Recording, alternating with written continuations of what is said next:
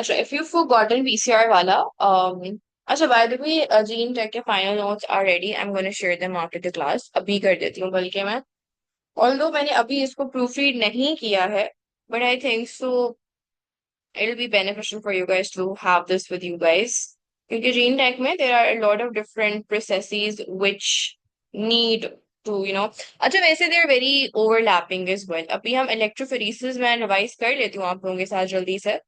और क्या कहते हैं, माइक्रो एरे भी जब आप लोग अभी देखोगे तो आप लोगों को लगेगा कि माइक्रो एरे भी काफी सिमिलर है with electrophoresis. So just a to bio, it's handy enough कि आप लोगों के पास ये सब चीजें हों कि अगर कहीं पर आपको रिविजिट करना हो कोई भी प्रोसेस तो आप कर सको। पीसीआर का सिंपल जो मकसद होता है वो ये होता है, एट योर लेवल, अभी क्विकली रिवाइज करने के हद तक, कि एक जीन की अगर मुझे न्यूमरस कॉपीज बनानी है वो मैं एक ही तरीके से कर सकती हूँ, which is PCR. So PCR is basically a technique through which we can amplify और increase the number of copies of a gene. PCR is like a photocopy machine. आपके पास एक जीन है, आपने फोटोकॉपी मशीन में डाली, तो बिल्कुल उसी की एग्जैक्ट मिलियंस कॉपीज आपको दे देगा आपका पीसीआर का जो मशीन है। So PCR is like a photocopy machine, ठीक है। नाउ इलेक्ट्रोफेरेसिस हम लोग जल्दी से रिकॉल कर लेते हैं। इलेक्ट्रोफेरेसिस क्या होता है? Again you guys are familiar with it because आप लोग ये कैम में भी करते हो। इलेक्ट्रोफेरेसिस एक सेपरेशन टेक्निक है, ठीक है। हम डिफरेंट डीएनए एक्सट्रैक्ट करते हैं, उन डीएनए की हम क्या कहते हैं, मल्टीपल कॉपीज बना लेते हैं थ्रू पीसीआर। क्यों थ्रू पीसीआर? या क्यों हमें मल्टीपल कॉपीज चाहिए होती हैं? हमें मल्टीपल कॉपीज इस वजह से चाहिए होती हैं क्योंकि हमारे पास जो डीएनए है वो बहुत एक माइक्रोस्कोपिक ऑब्जेक्ट है। मतलब डीएनए कोई बहुत बड़ी सी चीज नहीं है, डीएनए छोटे छोटे बहुत माइक्रोस्कोपिक है। मतलब हमारे सेल के अंदर होता है, हमारा सेल कितना माइक्रोस्कोपिक है। तो अगर हम सेल को नहीं विजुअलाइज कर सकते तो ऑब्वियसली सेल के अंदर का जो डीएनए है, और डीएनए के भी अगर हम छोटे छोटे फ्रेगमेंट्स या जीन ले रहे हैं तो वो तो बहुत छोटी चीज हो जाएगी ना। तो हमने जो चीज ली है, for example if I have taken one particular section of a DNA, मुझे उसकी न्यूमरस कॉपीज चाहिए। क्यों न्यूमरस कॉपीज चाहिए? क्यों मिलियंस ऑफ कॉपीज हमें चाहिए होती हैं एक डीएनए की या एक जीन की? एक काफी क्यों नहीं होता? वो इसलिए काफी नहीं होता क्योंकि हमारे पास क्या कहते हैं, बहुत छोटा होता है एक डीएनए, तो उसका बैंड हमें नजर ही नहीं आएगा। तो अगर उसका बैंड बनेगा भी ना तो it would be so small, it would be so microscopic कि शायद हमें माइक्रोस्कोप से भी नजर ना आए।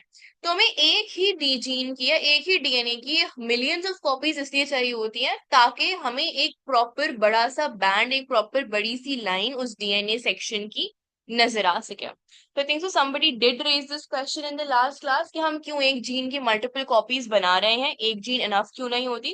तो उसका आंसर ये है कि जीन बहुत माइक्रोस्कोपिक है, तो अगर उसका बैंड आएगा भी तो वो इतना पतला या इतना छोटा या बिल्कुल ऐसा होगा that we can not visualize it from our naked eye या इवन फ्रॉम अ माइक्रोस्कोप। तो हमें एक जीन की थाउजेंड्स ऑफ कॉपीज चाहिए होती है to just get one line that we see on the electrophoresis की रिजल्ट जो भी हमें आ रहा होता है, ठीक है। सो इस वजह से हम एम्पलीफाई कर रहे होते हैं, जीन को एम्पलीफाई कर रहे होते हैं डीएनए को, सही है। होता क्या है, हमारे पास हर डीएनए सैंपल को हम वेल्स के अंदर रखते हैं। या हमारे पास वेल्स होते हैं, हम डीएनए सैंपल्स को वेल्स के अंदर रखते हैं। कभी कभार मल्टीपल वेल्स नहीं होते, एक ही वेल होता है और सारे सैंपल्स को हम क्या कहते हैं, एक ही वेल के अंदर डाल देते हैं। And depending on the mass और द साइज ऑफ डीएनए वो सेपरेट हो जाता है। अगर हमारे पास क्या कहते हैं एक डीएनए का मास बहुत ज्यादा है तो वो कम डिस्टेंस ट्रैवल करेगा, और अगर एक डीएनए का मास कम है, स्मॉल फ्रैगमेंट ऑफ डीएनए, तो वो ज्यादा डिस्टेंस कवर करेगा। तो जो मूवमेंट होती है या जो बैंड हमें नजर आता है वो किस चीज पर डिपेंड कर रहा होता है? चार्ज टू मास रेशियो पे डिपेंड कर रहा होता है, या खाली मास पे भी हम कह सकते हैं, क्योंकि चार्ज ओवरऑल डीएनए का सेम ही होता है। सो मेजरली कितना बड़ा टुकड़ा है डीएनए का, वो चीज डिसाइड कर दिया है कि हमारे पास क्या कहते हैं कितना डिस्टेंस ट्रैवल करेगा एक पर्टिकुलर डीएनए सैंपल। अगेन हम इसको विजुअलाइज नहीं कर सकते, विजुअलाइजेशन के लिए हम या तो कोई फ्लोरोसेंट टैग लगा देते हैं डीएनए के साथ ताकि हम यूवी लाइट के नीचे देख सके इन बैंड्स को जो बनते हैं एज अ रिजल्ट ऑफ इलेक्ट्रोफेरेसिस, या फिर हम क्या कर सकते हैं, हम कोई रेडियो एक्टिव सब्सटेंस को ऐड कर दें अपने डीएनए में। होता क्या है, डीएनए हमारे पास कार्बन, नाइट्रोजन, हाइड्रोजन और फास्फोरस से बना हुआ होता है। तो हमारे पास जो फास्फोरस होता है ना डीएनए का, हम उसमें रेडियो एक्टिव फास्फोरस यूज कर देते हैं। तो हम डीएनए को रेडियो एक्टिवली टैग कर लेते हैं। तो इससे होगा क्या कि हमारे पास DNA is now radio active in nature. तो हमारे पास जब इलेक्ट्रोफोरेसिस का हमारा रिजल्ट आ जाएगा, हमारे ये बैंड्स बन जाएंगे जो हमें नजर नहीं आ रहे। तो हम क्या करते हैं, हम बेसिकली एक मेम्ब्रेन लाइक पेपर को लेते हैं, एब्जॉर्बेंट पेपर को लेते हैं या एब्जॉर्बेंट मेम्ब्रेन को लेते हैं।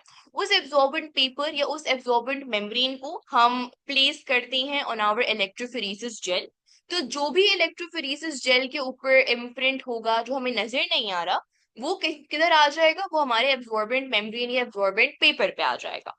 उस एब्जॉर्बेंट पेपर के साथ हम फिर क्या करते हैं, हम बेसिकली उस एब्जॉर्बेंट पेपर को जेंटली हीट करते हैं, ताकि हमारे पास जो डबल स्ट्रैंडेड डीएनए है, वो उसके जो हाइड्रोजन बॉन्ड्स हैं वो टूट जाएं और हमारे पास वो सिंगल स्ट्रैंडेड हो जाए। बेसिकली हम हल्का सा मेल्ट कर देते हैं उस एब्जॉर्बेंट पेपर पे मौजूद DNA.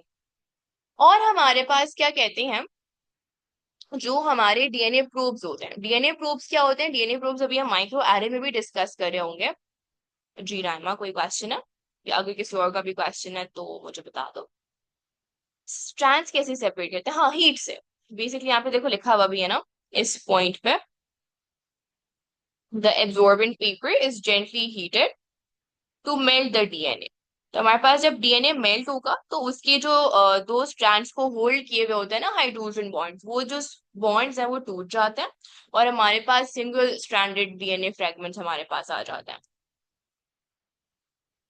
Yes, because hydrogen bonds है ना, हाइड्रोजन बॉन्ड्स टूट सकता है। अच्छा जी,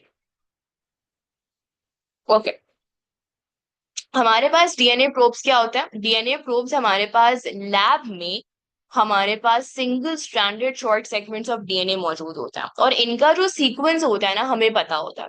डीएनए प्रोब का लफ्ज आप कहीं पर भी देखो, इलेक्ट्रोफोरेसिस की टर्मिनोलॉजीज में पढ़ रहे हो या फिर माइक्रो एरे की टर्मिनोलॉजी में पढ़ रहे हो, डीएनए प्रोब बेसिकली एक शॉर्ट डीएनए सेगमेंट होता है, सिंगल स्ट्रैंडेड डीएनए सेगमेंट होता है। और ये ऐसा सेगमेंट होता है जिसका सीक्वेंस ऑफ न्यूक्लियोटाइड आपको पता होता है। So DNA probe is basically something that you know of, ये आपकी एक नोन चीज होती है, ठीक है। और इस डीएनए प्रोब से बेसिकली आप क्या करते हो, आप आइडेंटिफाई कर पाते हो कि आपके पास जो इलेक्ट्रोफोरेसिस में डीएनए प्रेजेंट था उसका न्यूक्लियोटाइड सीक्वेंस क्या है। किस तरह से, हमारे पास जो इलेक्ट्रोफोरेसिस में डीएनए था वो ये वाला था, this is our unknown DNA, UK is basically unknown DNA and DNA probe is your known DNA. हमने अपने अननोन डीएनए को भी सिंगल स्ट्रैंडेड कर दिया। कैसे सिंगल स्ट्रैंडेड कर दिया कि एब्जॉर्बेंट पेपर पे जो हमारे पास अननोन डीएनए था उसको हमने मेल्ट करके, उसको हमने हीट प्रोवाइड करके सिंगल स्ट्रैंडेड कर दिया। और हमारे पास जो हमारे नॉन डीएनए प्रोब्स हैं वो भी सिंगल स्ट्रैंडेड है, ठीक है। Yes, is there a question, Amar? Because that would help us in visualizing. ठीक है, हमें विजुअलाइज करने में आसानी होती है। या डीएनए इज ट्रांसपेरेंट, बिकॉज ये चीज हमारे पास हम लैब की लेवल पे कर होते हैं। लैब की लेवल पे हमारे पास क्या कहते हैं, ये डीएनए प्रोब्स प्रेजेंट होते हैं, ये आर्टिफिशियली सिंथेसाइज्ड होता है। तो हमारे पास जो लैब में हम डीएनए प्रोब्स बना रहे होते हैं ना, उन्हीं को हम टैग करे हुए होते हैं, ठीक है। Miss, ji, Miss, why don't we just take mRNA instead of the DNA? Like it's already single stranded. हम वो भी तो कर फिर हमें सकते हैं, हम बिल्कुल वो भी कर सकते हैं। सेपरेटली अभी नहीं करना। एप्लीकेशंस में ना हम एमआरएनए की भी एप्लीकेशन देखेंगे अब। वो हम एक पर्टिकुलर क्या कहते हैं टेस्ट में यूज करते हैं mRNA, I would explain. DNA probe कैसे यूज होगा, डीएनए प्रोब ऐसे यूज होगा कि अभी तक हमारे पास अननोन सैंपल था, इज दैट करेक्ट, हमारे पास अननोन सैंपल था जिसको हमने इलेक्ट्रोफोरेसिस के थ्रू सेपरेट कर दिया, is that what has happened. लेकिन क्या मुझे अपने अननोन सैंपल का सीक्वेंस ऑफ न्यूक्लियोटाइड पता है, मतलब उसका क्या बैंड बन रहा है, उससे क्या मैं उसका सीक्वेंस ऑफ न्यूक्लियोटाइड बता सकती हूँ, नहीं बता सकती। क्या मुझे अपने डीएनए प्रोब का सीक्वेंस ऑफ न्यूक्लियोटाइड पता है, नो। मेरे पास जो ये सिंगल स्ट्रैंडेड डीएनए प्रोब है, जिसका सीक्वेंस ऑफ न्यूक्लियोटाइड हमें पता है क्योंकि वो आर्टिफिशियली सिंथेसाइज्ड है, वो लैब में बना है, तो हमारे पास क्या कहते हैं, ये डीएनए प्रोब जिस भी अननोन डीएनए के साथ, अननोन स्ट्रैंड के साथ पेयर अप होगा, हाइब्रिडाइजेशन करेगा। सो कैन आई से कि मेरे पास अब मुझे इस अननोन स्ट्रैंड का सीक्वेंस ऑफ न्यूक्लियोटाइड पता चल जाएगा। Let's say my DNA probe was A B C C G, this is my known DNA probe, और इसको मैंने ऐड कर दिया है, इसके साथ हमने ऐड कर दिया है radio actively labelled phosphorus, add कर दिया है। इसके पास जो फॉस्फोरस है ना, ये सब रेडियो एक्टिव फॉस्फोरस है, इसको मैं ग्रे से शो कर रही हूँ। Can you all see this, जो मैंने नोन प्रोब बनाया है। नाउ लेट्स से मेरे पास ये एब्जॉर्बेंट पेपर है, this is my absorbent paper, और इस एब्जॉर्बेंट पेपर पे लेट्स से 3 किस्म के डीएनए सेपरेटेड है। एक है हमारे पास,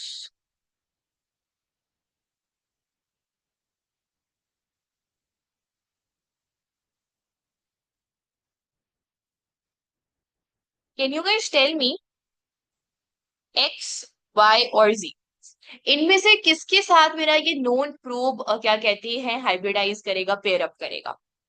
एक्स के साथ, वाई के साथ, या फिर जी के साथ? एक्स के साथ करेगा। All of you agree? So basically कुछ इस तरह से मेरे पास हाइब्रिडाइजेशन हो जाएगी, और इनके दरमियान क्या कहते हैं, हाइड्रोजन बॉन्ड हो जाएंगे। अच्छा, अब मेरे पास लेट्स से मैंने इस एब्जॉर्बेंट पेपर को हमने क्या किया, एक्सरे फिल्म के सामने एक्सपोज कर दिया। एक्सरे फिल्म के सामने जब हम अपने इस एब्जॉर्बेंट पेपर को एक्सपोज करेंगे, तो हमारे पास देखो, मैंने यहाँ पे ग्रे से क्या एक्सप्रेस किया था कि ये मेरे पास रेडियो एक्टिव फॉस्फोरस है। तो मेरे पास खाली रेडियो एक्टिव फॉस्फोरस ही इमिट करेगा radiations. Is that what would happen? अगर पेड़ नहीं हुआ तो हमारे पास इसका जो भी कॉम्प्लीमेंट्री डीएनए है वो एग्जिस्ट नहीं करता हमारे सैंपल में, ऐसा हमें ये पता चल जाएगा। If there is no hybridization, that means कि हमारे पास इसका जो कॉम्प्लीमेंट्री स्ट्रैंड है वो एग्जिस्ट नहीं करता सैंपल में। ठीक है, तो हम एक डीएनए प्रोब यूज नहीं करते, हम बहुत सारे डीएनए प्रोब्स यूज करते हैं, लाइक हंड्रेड्स और thousands of DNA probes use करते हैं, सिर्फ एक यूज नहीं कर रहे होता। ठीक है, is this clear? It's not trial and error, because हम लोग यहाँ पर, मैं आपको समझाने के लिए खाली एक नोन प्रोब ऐड कर रही हूँ, बट हमारे पास जब हम ये लैब में कर रहे होते हैं तो एक साथ बहुत सारे डीएनए प्रोब्स ऐड किए जाते हैं। सी, डीएनए प्रोब्स बार बार यूज किया जा रहा है, प्लूरल में यूज किया जा रहा है, so hundreds and thousands of DNA probes हम ऐड कर रहे होता है। उनमें से जो जो हाइब्रिडाइज करेंगे, सिर्फ उन उनका बैंड एक्सरे फिल्म पर आएगा। डू यू ऑल एग्री कि जहां जहां hybridization with a radioactive DNA probe होगी, वहीं वहीं हमारे पास डार्क बैंड्स आएंगे, बाकी जगहों पर डार्क बैंड्स नहीं आएंगे। द रेस्ट ऑफ यू, कोई कंफ्यूजन है? Anything that is unclear? We use DNA probes so that we can visualize the whole process. Visualize and also identify pattern. DNA probe, अगर देखो, विजुअलाइजेशन के लिए तो खाली हम स्टेन्स भी यूज कर सकते थे ना, एथिडियम ब्रोमाइड से भी हमें बैंड तो नजर आ जाता, यूवी लाइट के नीचे हमें लाइन नजर आ जाती, बट उस लाइन से क्या मुझे जो मेरा सैंपल है उसका सीक्वेंस ऑफ न्यूक्लियोटाइड पता चलता? नहीं पता चलता। सीक्वेंस ऑफ न्यूक्लियोटाइड के लिए हमें एक नोन डीएनए प्रोब को हाइब्रिडाइज करवाना होगा अपने अननोन सैंपल से। तो जहां जहां हाइब्रिडाइजेशन होगी, उस एरिया का हमें सीक्वेंस ऑफ न्यूक्लियोटाइड समझ आ जाएगा। Is this clear?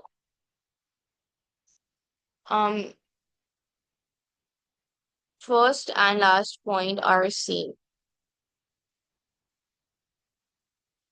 हाँ, फ्लोरेसेंट स्टेन वाला प्रोसेस मैंने ऐसा एक्सप्लेन नहीं किया क्योंकि उसमें ऐसा एक्सप्लेनेशन नहीं चाहिए होती। तो इंस्टेड ऑफ एक्सरे पैटर्न आपको एक coloured pattern under the UV light नजर आ रहा होगा डीएनए प्रोब्स के साथ, जहां जहां हाइब्रिडाइजेशन हुई होगी। नो, एक्सेस डीएनए यानी हमारे पास जो एक्सेस नोन डीएनए है, ठीक है। हमारे पास एज आई मेंशन हम खाली एक प्रोब ऐड नहीं कर रहे, हम लोग मिलियंस ऑफ प्रोब्स ऐड कर सकते हैं। अगर हमारे पास लैब में 1000 डिफरेंट डीएनए प्रोब्स हैं, हम सारे 1000 ऐड करेंगे अपने सैंपल में, बिकॉज हमें नहीं पता कि हमारे सैंपल के साथ कौन सा वाला डीएनए प्रोब मैच करेगा। तो हम सारे डीएनए प्रोब्स ऐड करते हैं। सारे डीएनए प्रोब जाहिर सी बात है हाइब्रिडाइज नहीं करेंगे। तो हम क्या करते हैं, हम before we form the X ray, हम जो नॉन हाइब्रिडाइज डीएनए है उनको रिमूव कर देते हैं, ताकि सिर्फ हाइब्रिडाइज डीएनए प्रोब्स के पैटर्न बने एक्सरे फिल्म पर।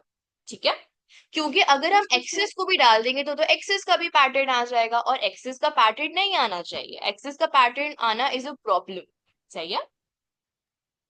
मिस, जो हाइब्रिडाइज होगा सिर्फ वो लाइक फ्लोरेसेंट होगा, जो हमारे लाइक पास कलर शो करेगा? होगा, हमें खाली उसका बैंड चाहिए। जो नॉन तो ये हमें हाइब्रिडाइज पता है कैसे उसका चलेगा कि बैंड कौन सा नहीं होगा। हाइब्रिडाइज हुआ है, कौन सा नहीं हुआ हाइब्रिडाइज? हमारे पास जो हाइब्रिडाइज होंगे वो वॉश ऑफ नहीं होंगे, क्योंकि वो पेयर अप क्या कहते हैं हो जाएंगे ना। So the ones that are hybridize they would stick together. जैसे ये है, ये वाला जो नोन प्रोब है ना, इसने हाइड्रोजन बॉन्डिंग कर लिया है, तो ये वॉश ऑफ नहीं होगा। वॉश ऑफ कौन से होंगे, जो सिंगल स्ट्रैंडेड रह गए हैं, जो नॉन हाइब्रिडाइज्ड है। जो खाली वो वाले डीएनए प्रोब्स रिमूव हो रहे होंगे जिनकी हाइब्रिडाइजेशन नहीं हुई। जिनकी हाइब्रिडाइजेशन हो गई है they would not wash off. ठीक है। सो इट्स अ खुद ही से थिंग, यानी कि जो हाइब्रिडाइज हो जाएंगे वो, लाइक आप जब when you're gonna wash it off, it's they're not gonna like get removed खुद ही से? Yeah, the ones that have been hybridized, they would stay, and the ones which have not hybridized, they would be washed away. So okay, that so film that. पे हमारे पास खाली hybridized का pattern है। सही है। Yes. Yes हमारा नहीं, हमारे पास इन दिस वाला पर्टिकुलर मेथोडोलॉजी जब हम डीएनए प्रोब्स को यूज कर रहे हैं तो खाली डीएनए प्रोब्स हमारे पास स्टेन होंगे। ठीक है। और अगर हम डीएनए प्रोब्स नहीं यूज कर रहे, हमें खाली लाइंस देखनी है, तो उसके लिए हम अपने क्या कहते हैं सैंपल को क्या कहते हैं स्टेन करेंगे।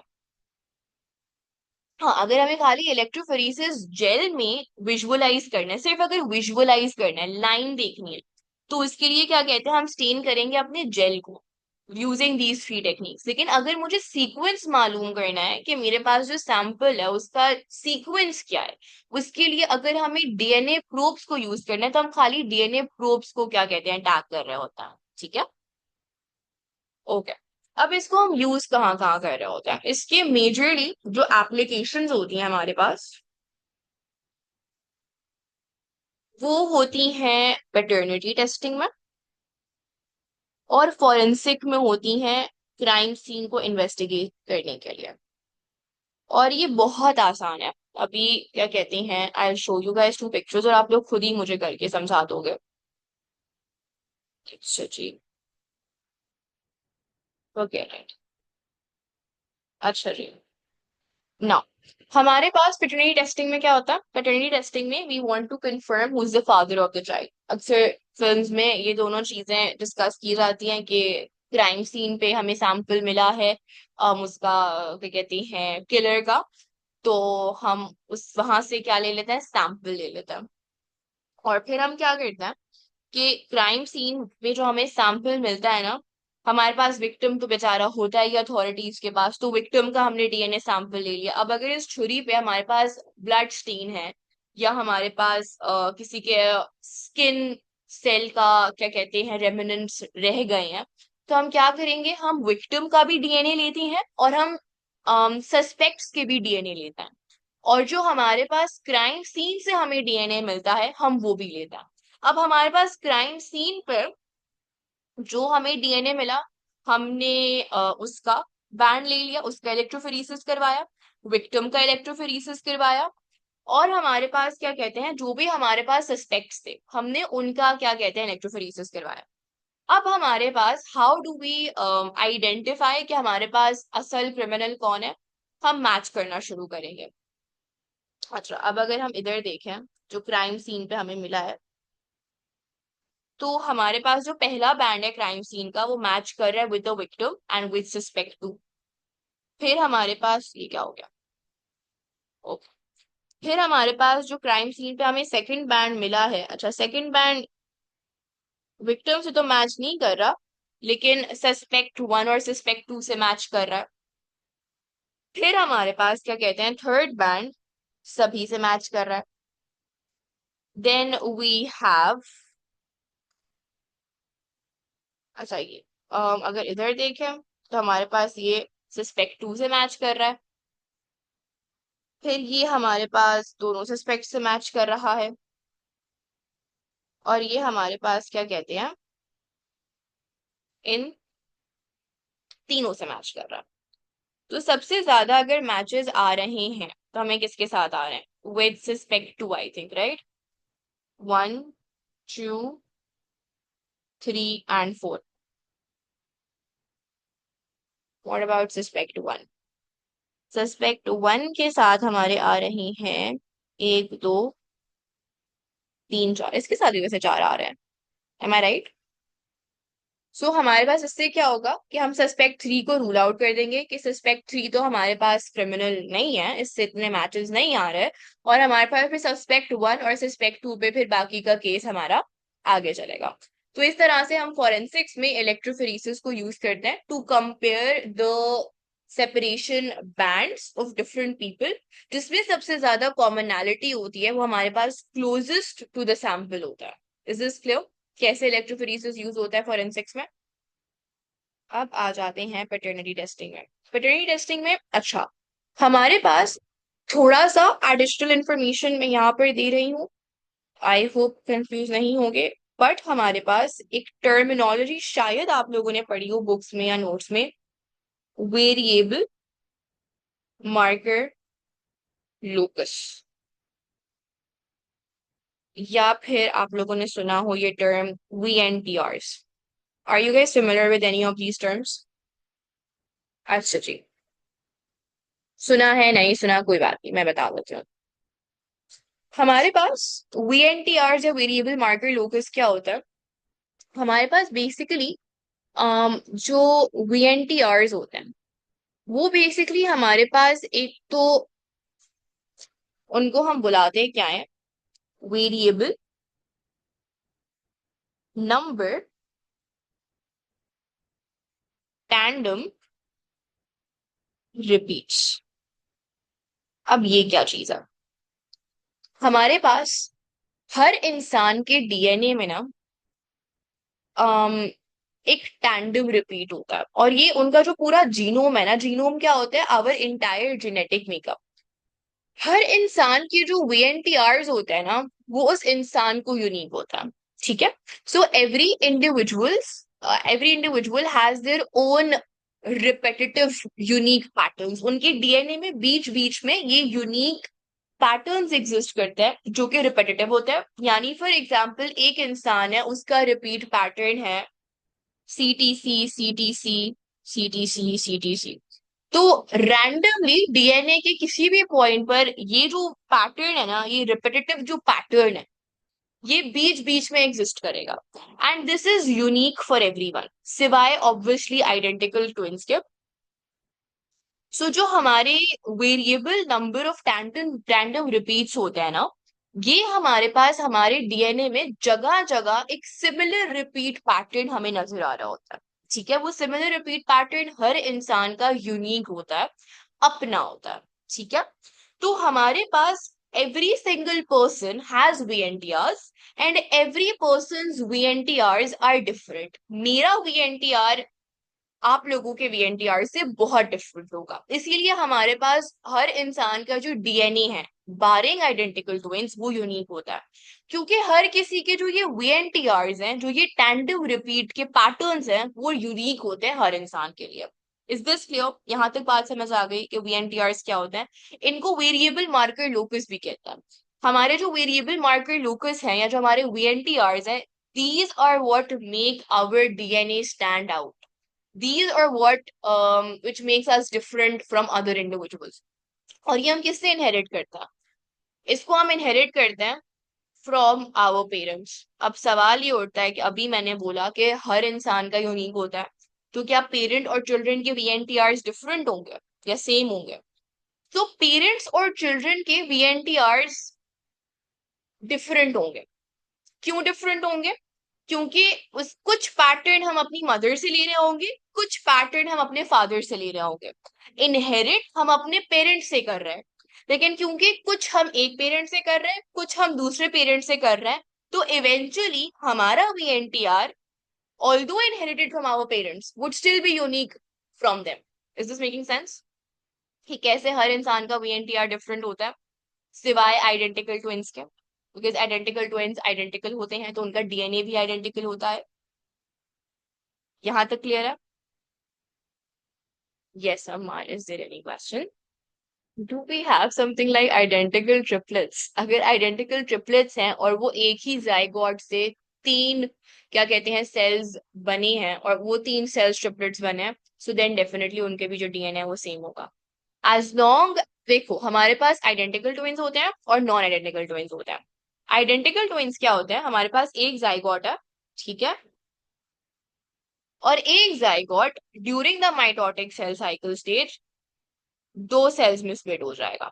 अब क्योंकि एक ही सेल से दो सेल बनी है, तो हमारे पास इन दो सेल का जो जेनेटिक मेकअप है, जो जीनोम है, वो सेम होगा। बट जो नॉन आइडेंटिकल ट्विंस होते हैं उनमें क्या होता है कि हमारे पास दो एग्स दो डिफरेंट स्पर्म से फर्टिलाइज होता है। तो हमारे पास नॉन आइडेंटिकल ट्विंस में क्या कहते हैं, दो डिफरेंट जाइगोट्स बन रहे होते हैं, और वो दो डिफरेंट जाइगोट्स क्या कहते हैं, दो डिफरेंट बच्चे बनते हैं। आइडेंटिकल ट्विंस में एक ही जाइगोट स्प्लिट हो जाता है दो सेल्स में, और वो दो सेल्स आगे जाके दो इंडिविजुअल ट्विंस बनता है। तो नॉन आइडेंटिकल ट्विंस में हमारे पास जो जेनेटिक मेकअप है वो डिफरेंट होता है। क्यों? क्योंकि ये हमारे पास एक ओवम और एग है, ओवम ए एंड स्पर्म ए, और ये हमारे पास ओवम बी और स्पर्म बी से जाइगोट बना है, दो डिफरेंट जाइगोट्स बने। यहाँ पर एक ही जाइगोट बना और वही जाइगोट स्प्लिट हो गया दो सेल्स में। So in this case identical genetic makeup होगा। If identical twins marry identical twins, their children are biological siblings, right? एक minute, identical twins marry identical twins, their children are biological siblings, right? uh I'm not really sure, because हमारे पास क्या कहते हैं, mutations भी तो हो सकती हैं, म्यूटेशंस की वजह से जेनेटिक मेकअप डिफरेंट भी तो हो सकता है। That's also a possibility, right? और हमारे पास क्या कहते हैं, हम जब म्यूसिस पढ़ रहे होते हैं तो इंडिपेंडेंट असॉर्टमेंट और क्या कहते हैं, रैंडम फर्टिलाइजेशन भी तो हो सकती है। तो हमारे पास not exactly they have to be biological siblings. I would have to think a lot about it to actually answer it correctly. Send me this answer, that send me this question on WhatsApp. I'll think about it over the night. I would think about it. It's a very interesting question. I would love to learn about this. So send me this question. It's a very nice question. अच्छा, अब हम वापस से बीएनटीआरस पे आ जाते हैं। तो हमारे पास बेसिकली जो वीएनटीआरस हैं वो क्या होते हैं, हर इंसान के जो वेरिएबल मार्कर लूकस है या जो variable number of tandem repeats हैं वो यूनिक होता है।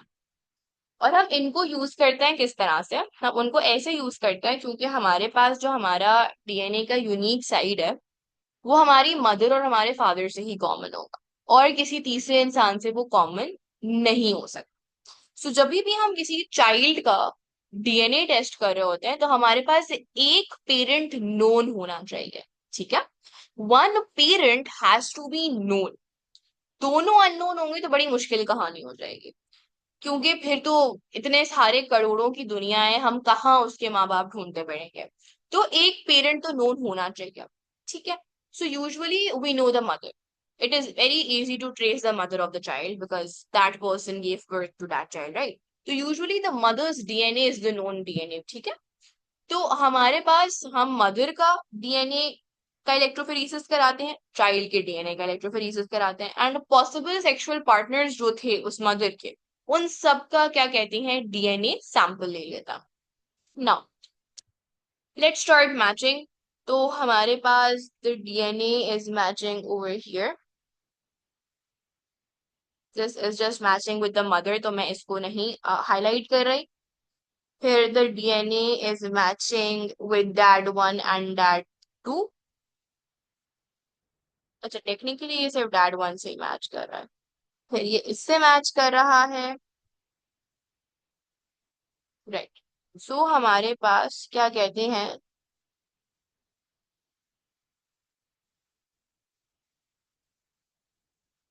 यहाँ पर सबसे ज्यादा जो क्लोजेस्ट मैचेस आ रहे हैं वो आ रहे हैं with dad number 2, if I am not mistaken. 3 matches आ रहे हैं, राइट, 1, 2 एंड, नहीं, ओ माय गॉड, ये कितनी मुश्किल कहानी है, ये तो सबके दो आ रहे हैं similar, if I am not mistaken. So this one is matching with dad 2 and dad 3, and this is matching with dad 1, and this is matching with dad 1 and dad 3. I think so it's dad 3. Dad 3 is the one, because this is common and this is common, और ये भी क्या कहते हैं, match कर रहा है। तो सबसे क्लोजेस्ट जो पैटर्न आ रहा है वो किसके साथ आ रहा है, डैड 3 के साथ आ रहा है। डू यू ऑल एग्री कि dad 3 is the dad? Anybody who disagrees with this? Obviously a kid would not have a mustache, Mutahar. वो इट्स लिटरली adolescence। हाँ, तो हमारे पास dad 3 is the father. Applications आ सकती हैं, ऐसे मैचिंग कोई नहीं कराएगा, आई वुड अज्यूम, मैंने ऐसा कोई क्वेश्चन लास्ट 3 इयर्स में तो नहीं देखा, बट एप्लीकेशंस ऑफ इलेक्ट्रोफोरेसिस आ सकती हैं, जिसमें आप पेटर्निटी टेस्ट की बात करोगे, आप बात करोगे फॉरेंसिक्स की, और एक और भी हम क्या कहते हैं बात करेंगे, विच इज फॉर एमआरएनए वाली बात। आई थिंक सो आमना ने एमआरएनए वाली बात की थी, तो हम क्या कहते हैं एमआरएनए वाली बात भी करेंगे। But mRNA is something that we do more commonly in microarrays than in gel electrophoresis. एक और चीज होती है gel electrophoresis की, which can study. Yeah, for forensic, you do not need. No, VNTRs आपको पता होना चाहिए। VNTRs are mentioned in your book. इस वजह से क्या कहते हैं आपके स्कूल ने पढ़ाया होगा। So it's good if you know about VNTRs or variable marker locus. ये additional information would help अगर gel electrophoresis का question आ गया या applications of electrophoresis आ गई, so it would help if you know what variable marker locus or VNTRs are. अच्छा, अब एक और चीज है, ये एक क्वेश्चन आप लोगों के लिए, और आप लोग मुझे बताओगे कि ये कैसा है। हमारे पास जेनेटिक डिसऑर्डर्स की स्क्रीनिंग के लिए भी हम जेल इलेक्ट्रोफोरेसिस को यूज करते हैं।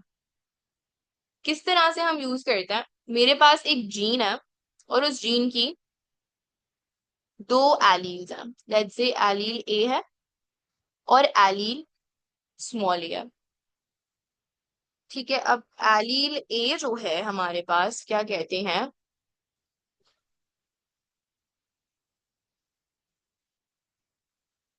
इस तरह की नजर आती है, और एलील स्मॉल ए हमारे पास इसी तरह की नजर आती है, बट इसमें लेट से कोई एक बेस सब्स्टिट्यूशन हुई है। अब हमारे पास रिस्ट्रिक्शन एंजाइम्स याद है, रिस्ट्रिक्शन एंजाइम्स हमारे पास किधर काटती थी हमारे डीएनए को, what was the site at which the restriction enzymes used to act upon, restriction sites. और हमारे पास रिस्ट्रिक्शन साइट्स जो होती हैं वो यूजुअली हमारे पास पैलिंड्रोमिक सीक्वेंसेस होते हैं। Do you all remember the पैलिंड्रोम्स?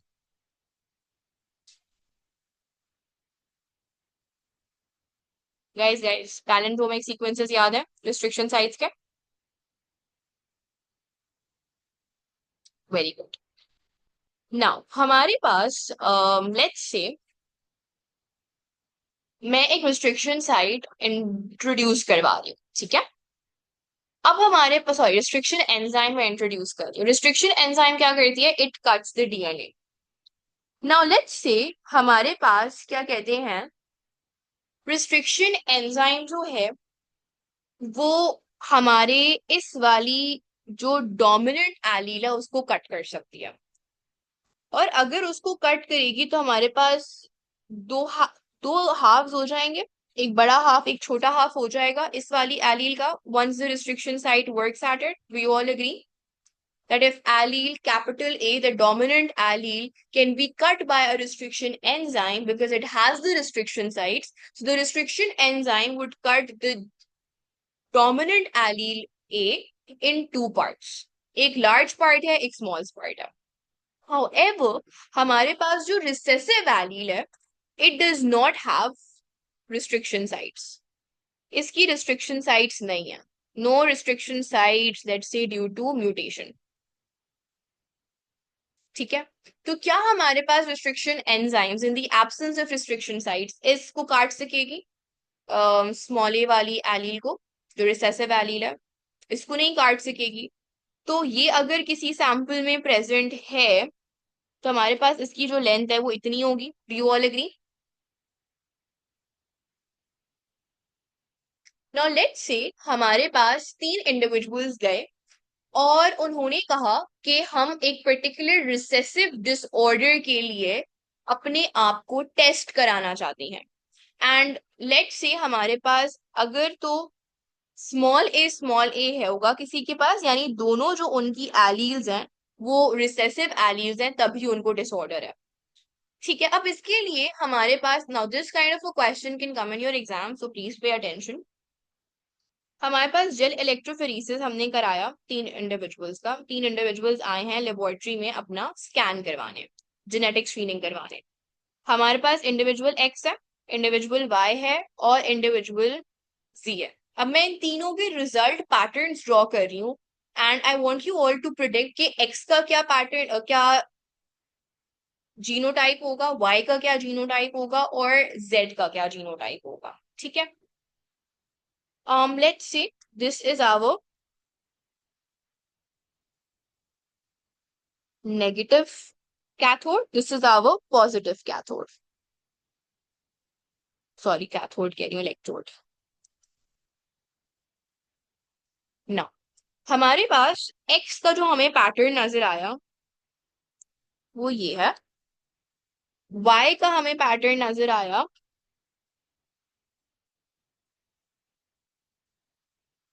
Bands हैं ये बेसिकली, और z का हमें पैटर्न नजर आया ये। Can you guys tell me what is the genotype of x, y and z? Remember, electrophoresis में जो सेपरेशन होती है वो on the base of the mass और the size of the DNA fragment के हिसाब से होती है।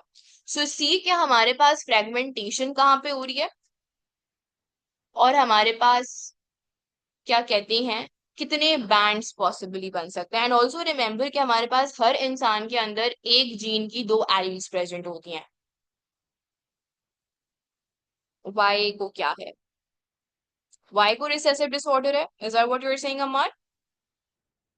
एक्स को रिसेसिव डिसऑर्डर है, ओके।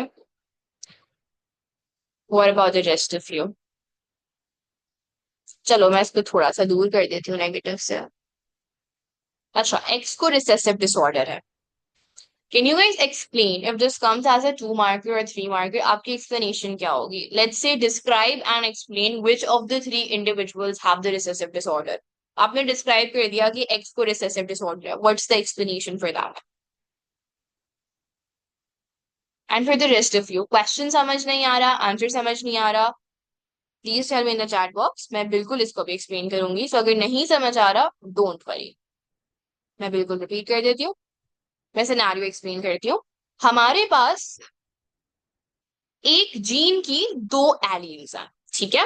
एक हमारे पास कैपिटल ए डोमिनेंट एलील है, एक हमारे पास स्मॉल ए रिसेसिव एलील है। मैं यहाँ पे लिख भी देती हूँ, डोमिनेंट, और ये हमारे पास रिसेसिव एलील है, ठीक है। हमारे पास एंजाइम्स होती हैं रिस्ट्रिक्शन एंजाइम्स। वो रिस्ट्रिक्शन एंजाइम्स क्या करती हैं, वो रिस्ट्रिक्शन एंजाइम्स डीएनए को कट कर सकती हैं, लेकिन वो उसी डीएनए को कट कर सकती हैं, वहीं पर डीएनए को कट कर सकती हैं जहां पर रिस्ट्रिक्शन साइट्स प्रेजेंट हो, because restriction enzymes only cut at restriction sites, जो कि पैलिंड्रोमिक सीक्वेंसेस होता है। यहां तक क्लियर है सबको? रिस्ट्रिक्शन साइट्स वाली बात हमने बिल्कुल पहली क्लास में की थी जीन टेक की ना। हमारे पास इस जीन की दो एलील्स हैं, एक एलील के पास रिस्ट्रिक्शन साइट्स प्रेजेंट हैं, एक एलील के पास रिस्ट्रिक्शन साइट्स प्रेजेंट नहीं है। डोमिनेंट वाली के पास रिस्ट्रिक्शन साइट्स प्रेजेंट है, तो रिस्ट्रिक्शन एंजाइम उस एलील को, डोमिनेंट एलील को कट कर सकती है दो टुकड़ों में, ठीक है। जो रिसेसिव एलील है उसके पास रिस्ट्रिक्शन साइट्स एब्सेंट है। क्यों एब्सेंट है? कोई म्यूटेशन हुई थी जिसकी वजह से वो एलील रिसेसिव बन गई, और हमारे पास अब उसमें रिस्ट्रिक्शन साइट्स प्रेजेंट नहीं है, तो वो रिस्ट्रिक्शन एंजाइम से कट नहीं हो सकती। क्लियर है डोमिनेंट और रिसेसिव का फर्क? एक में रिस्ट्रिक्शन साइट्स हैं तो वो कट हो सकती है, एक में रिस्ट्रिक्शन साइट्स नहीं है तो वो कट नहीं हो सकती। Is this clear? नाउ हमारे पास इस जीन का क्या कहते हैं, the dominant one has restriction sites. मैंने शो किया हुआ है कि वो कट हो रही है इन टू हाफ्स, एक बड़ा वाला सेक्शन है, एक छोटा वाला सेक्शन है। नाउ हमारे पास तीन इंडिविजुअल्स आते हैं, एक्स वाई एंड जी, और वो तीन इंडिविजुअल्स ये चेक कराना चाह रहे हैं कि उनको रिसेसिव डिसऑर्डर है कि नहीं। इस पर्टिकुलर जीन में अगर आपके पास दोनों रिसेसिव एलीज हैं तो आपको वो डिसऑर्डर होगा। My question is between X Y and Z, इनके इलेक्ट्रोफोरेसिस बैंड्स को देखते हुए आप लोग मुझे बताओ किसका जीनोटाइप रिसेसिव वाला है, किसको डिसऑर्डर होगा, एक्स को, वाई को, जी? बिल्कुल एक्स को होगा। एक्स को क्यों होगा? देखो हमारे पास क्या कहते हैं, ए जो है, स्मॉल ए रिसेसिव ए, मैं पढ़ती हूँ, मतलब I just read your answer, just give me a moment. हमारे पास क्या कहते हैं, जो एक्स है उसके पास खाली एक ही बैंड अपेयर हुआ, तो इसका मतलब है कि हमारे पास कोई कटिंग, कोई फ्रेगमेंटेशन या बहुत ज्यादा सेक्शंस प्रेजेंट नहीं है इसके। Is that what it means? अगर एक बैंड हमें नजर आ रहा है इसके इलेक्ट्रोफोरेसिस के रिजल्ट में, ठीक है। और हमारे पास अगर आप नोटिस करो, हमारे पास तीन पॉसिबिलिटीज थी। जिसका सबसे ज्यादा मास होगा, जिसका सबसे ज्यादा मोलेक्युलर साइज होगा, वो कम डिस्टेंस ट्रैवल करेगा। तो अगर आप ऑब्जर्व करो इन सब बैंड्स में जो शॉर्टेस्ट डिस्टेंस ट्रैवल करता है वो हमारे पास एक्स वाला बैंड है। Is that correct? तो हमारे पास एक्स का जो जीनोटाइप है वो होगा small A small A. Now can you guys tell me Y और जी, इनका क्या क्या कहते हैं जीनोटाइप का? Yes Raima? Miss how are we so sure, because एक बैंड तो आ रहा है ना नजर, तो हम कैसे कह सकते हैं कि पक्का recessive? Like are we sure कि इनमें से कोई ना कोई रिसेसिव है? इस वजह से लाइक एज अ कंपैरिजन तो it make sense, but just being sure on its own, ये वाली बात नो नहीं नो, समझे। हमें पता है कि अगर इस जीन में क्या कहते हैं एक बैंड आ रहा है तो इसका मतलब यह है कि ये जीन या इस एलील में किसी पॉइंट पे कटिंग नहीं हुई थी, और क्योंकि कटिंग नहीं हुई भी तो हमें पता है ये इन्फॉर्मेशन कि हमारे पास इस जीन की जो रिसेसिव एलील है उसमें रिसेस जो हमारी रिस्ट्रिक्शन एंजाइम्स है they can not cut, due to which हमारे पास एक ही बैंड पॉसिबल है। अच्छा what about the rest of you, can you guys tell me Y and Z के क्या जी वो होंगे जीनोटाइप? अच्छा अगर हम ये देखें,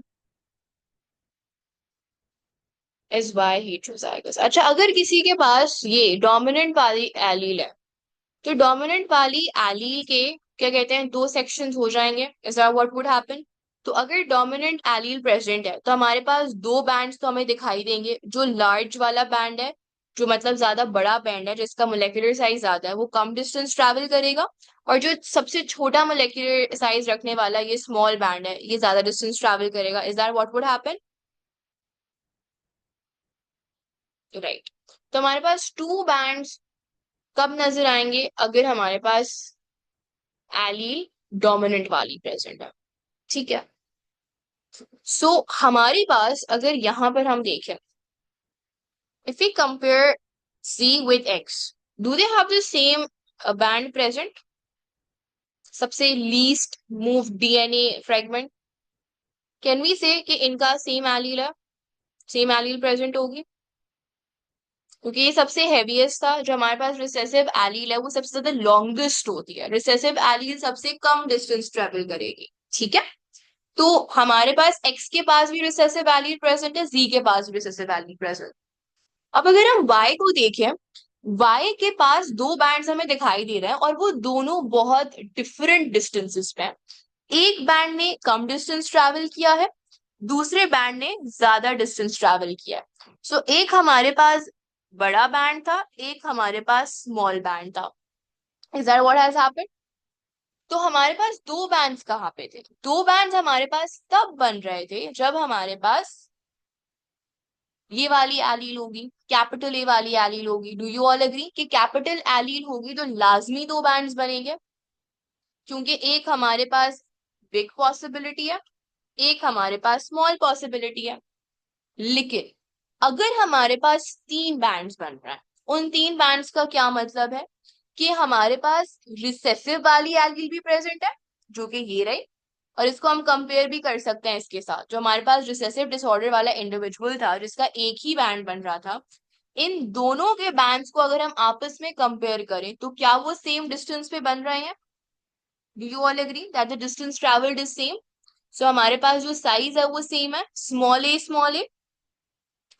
और अगर हम इसको कंपेयर करें तो हमारे पास ये कौन सा वाला होगा? ये हमारे पास बिग हाफ होगा या बिग सेक्शन कह लो डोमिनेंट एलील का। और ये वाला जो डिस्टेंस ट्रैवल किया है वो small section of A, capital A ने ट्रैवल किया है। Does this make sense that ये हमारे पास होमोजाइगस डोमिनेंट है और ये हमारे पास heterozygous है? Is there anybody who cannot make sense of it? I will explain why again. Emma, just give me a minute. Sorry miss, miss मैं ये पूछ रही थी कि जिस तरह यहाँ पे like everyone saying about like heavy होगा या लाइट होगा, तो इसका क्या ताल्लुक है इससे? I did not connect that. Heavy और लाइट का नहीं, हम कह रहे हैं कि सेक्शन जो है जो कट हुआ हुआ है उसमें आप देखो हमारे पास एग्जैक्टली इक्वल हाउस में तो कट नहीं किया ना रिस्ट्रिक्शन एंजाइम में। एक हमारे जी। पास लार्ज फ्रेगमेंट में किया है, एक उसने स्मॉल फ्रेगमेंट में किया। Is that what is happening? Yes. ठीक है, तो हमारे पास ऑब्वियसली जो हमारा लार्जर फ्रेगमेंट है उसका जो एमआर है वो ज्यादा होगा, इसका एमआर ज्यादा होगा, इसका एमआर जी। कम होगा। Is that what would happen? Yes. अगर एमआर कम है तो वो ज्यादा डिस्टेंस ट्रैवल करेगा, और जो यस। बड़ा एमआर वाला है वो कम डिस्टेंस ट्रैवल करेगा। दो ही पॉसिबिलिटी होंगी अगर हमारे पास डोमिनेंट एलील्स प्रेजेंट है। Do you agree? एंड बाकी यस। सभी जिनको कंफ्यूजन आ रही है ये बात समझ आ रही है कि अगर खाली ये प्रेजेंट है, लेट्स से अगर हमारे पास एक इंडिविजुअल के पास खाली डोमिनेंट एलील प्रेजेंट है, एलील ए, उसका एक बिग सेगमेंट है और उसका एक स्मॉल सेगमेंट है। तो हमारे पास अगर डोमिनेंट एलील प्रेजेंट है तो हमारे पास यही दो पॉसिबिलिटीज हैं और तो कोई तीसरी पॉसिबिलिटी नहीं है। Is that what happens? Yes. लेकिन अगर हमारे पास एक ऐसा इंडिविजुअल है जिसके पास ए है तो उसके पास एक बिग सेक्शन ऑफ ए होगा और उसके पास एक स्मॉल सेक्शन ऑफ ए होगा। और अगर उसके पास एक एलील ये कैपिटल ए वाली है और एक एलील उसके पास सिंगल ए वाली है तो उसके पास एक सबसे बड़ा सेक्शन ऑफ डीएनए भी तो होगा, क्योंकि ये तो कट ही नहीं हो रहा था। Do you all agree? Let's say मैं इसको और आसान कर देती हूँ। अगर एक रिसेसिव इंडिविजुअल है उसका रिसेसिव एलील कट ही नहीं हो सकती, उसके पास खाली यही पॉसिबिलिटी है, no restriction enzyme is acting on your recessive allele. अगर हम कैपिटल ए की बात करें तो उसकी अगर हमारी इतनी बड़ी एलील थी तो अगर मैं रिस्ट्रिक्शन एंजाइम को ऐड कर दूं तो वो रिस्ट्रिक्शन एंजाइम क्या करेगी? वो रिस्ट्रिक्शन एंजाइम उसको कट करिए, एक इतने पार्ट में और एक इतने पार्ट में। ठीक है, सो ये आफ्टरवर्ड्स हो जाएगा, आफ्टर कटिंग। और हमारे पास अगर एक हीट्रोजाइगस इंडिविजुअल है तो हीट्रोजाइगस इंडिविजुअल के पास क्या क्या पॉसिबिलिटीज है? हीट्रोजाइगस इंडिविजुअल के पास तीन चीजें प्रेजेंट होंगी। वो तीन चीजें प्रेजेंट क्या होगी? This is the last thing for today's class मस्कुरा। उसके पास रिसेसिव एलील का ये वाला सेक्शन होगा, और उसके पास जो डोमिनेंट एलील है उसके ये दो टुकड़े होंगे। Is this correct now? अब समझ आ रहा है? लेट्स से मैं इसको और आसान कर देती हूँ। ये हमारे पास रिसेसिव एलील है, और हमारे पास जो डोमिनेंट एलील है उसके दो सेक्शंस हैं, big and small. Dominant alleles के दो ही सेक्शंस बन सकते हैं, रिसेसिव एलील का कोई सेक्शन नहीं बन सकता। तो हमारे पास एक हेट्रोजाइगस इंडिविजुअल में कितने बैंड नजर आने चाहिए? 3 बैंड नजर आने चाहिए। 2 bands of the dominant allele and 1 band of the recessive allele. Should that happen?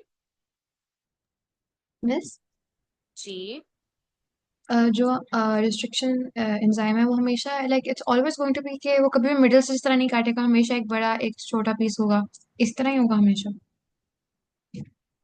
नहीं, ये मैं सिनेरियो बता रही हूँ ना आपको, ऐसे सिनेरियो आएगा कि ठीक किस है। तरह से हमारे पास वो कट कर रहा है।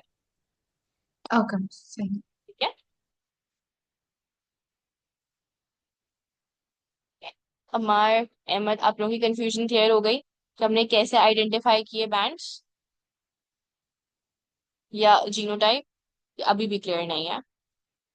हाँ, तो वाई एंड जी का जो सेम है वो इसलिए सेम है क्योंकि हमारे पास ये ए का बैंड है, ठीक है। तो हमारे पास जो डोमिनेंट एलील के बैंड्स हैं that are common between Y and G, right. लेकिन अगर आप ये भी तो देखो कि जो रिसेसिव एलील का बैंड है वो भी तो एक्स और जी का कॉमन है, जिसका मतलब क्या हुआ कि एक एलील कौन सी वाली है जो एक्स में थी, और एक एलील कौन सी वाली है जो वाई में थी। तो ये एक ऐसा इंडिविजुअल है जिसके पास रिसेसिव भी है और डोमिनेंट भी है, जिसकी वजह से जी एक हेटेरोजाइगस इंडिविजुअल है। Is this making sense? Alhamdulillah. Anybody else who's still confused? ठीक है, तो हम इलेक्ट्रोफोरेसिस की एप्लीकेशंस क्या होती हैं? पैटर्निटी टेस्टिंग, फोरेंसिक में crime scene investigation, and third genetic screening. ठीक है, जेनेटिक स्क्रीनिंग की एग्जांपल मैंने आप लोगों के साथ कर ली है, बाकी दो की भी एग्जांपल मैंने आप लोगों के साथ कर लिया है।